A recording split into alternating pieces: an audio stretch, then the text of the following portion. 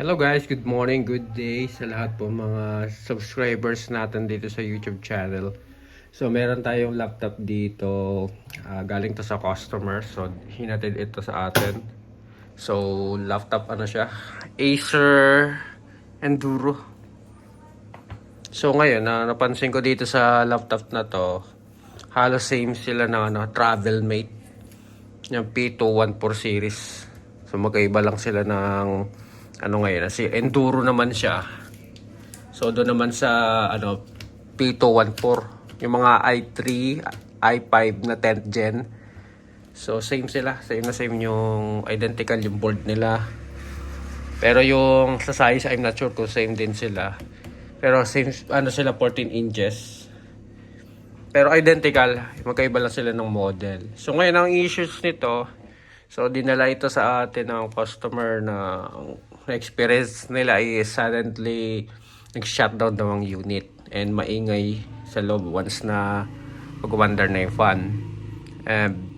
Ito lang, basic lang naman ito. Napansin ko dito, nirepair niya kasi itong fan pero hindi pa rin effective. So bakit? Kasi maalog. Ayan, so very important ang cooling system ng isang laptop, okay? So sa lahat po ng gusto mag-DIY o technician, alam na ito. Kumbaga sa sakit, ito yung pinaka-radiator po para mag-anti-overheat ng isang unit. So try natin baklasin. Ang hirap lang dahil ang ating kanang kamay is sa cellphone and kaliwang kamay is nandito sa tools. So hindi ako sanay. Anyway, so ipapakita ko sa inyo yung cost nito at ano yung mga pwedeng maging mangyari kapag hindi na naayos to. So ganyan siya, ayun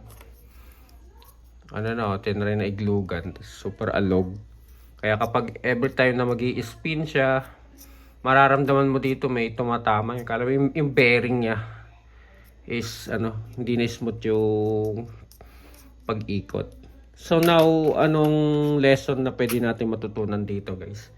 So kapag hindi natin na may maintenance o yung prevention maintenance na tinatawag sa isang unit sa laptop, is ang mga possible maging reason ng sira niyan is pwedeng mag-overheat, pwedeng masira ang CPU. Why? Bakit? Sa sobrang init na ng laptop ay hindi na kayang i-anayin ng fan, lalo na kung ganito sira siya. So maapekto ng CPU. So mas malaki ang sira. So sa lahat po ng mga users makapanood nito, better po na kahit once a year ipa-cleaning nyo po ang inyong mga units. Very important po yan. And kung gusto nyo po mag-DIY, wala lang problema po. Basta make it sure lang po na proper, magagawa nyo, matatanggal nyo muna ang battery para safe po yun. At ma-thermal paste nyo rin po. Kasi ito, natutuyo po yung paste po niyan, yung thermal paste I mean. So ngayon, kapag po natutuyo yan, tapos kahit nag-clean kayo at hindi kayo naglagay ng yung thermal compound na tinatawag, yung thermal paste, is same pa din, mag-overheat pa rin. Kasi laking tulong po ang thermal paste para sa processor, ma-anti-heat. Okay, so ito lang naman po yun. Kaya better po na sa lahat ng users, always check your laptop and proper maintenance po. So ito naman, nakontak ko ng customer ko, sabi ko order tayo ng fan kasi sira na talaga. At saka doon pa natin malalaman yung others kung wala na bang issue ang unit niya. So sa lahat po na gusto palang mag-contact sa atin, just message lang naman sa ating FB page. So nakita po marami pong sa YouTube natin naghahanap ng ating page. So ito yung page natin, yung MacBooks. So pwede nyo naman ako kontakin direct sa Messenger. Ayan, Facebook, this is my personal Facebook account. At ang FB page natin, ito Just Enzo. So active naman po yun, so pwede nyo man din po So may number naman po tayo na active. So dito po yung mga proof of natin, mga transaction, okay? In short, nagbebenta tayo laptops, and then we can ship nationwide po ng laptops.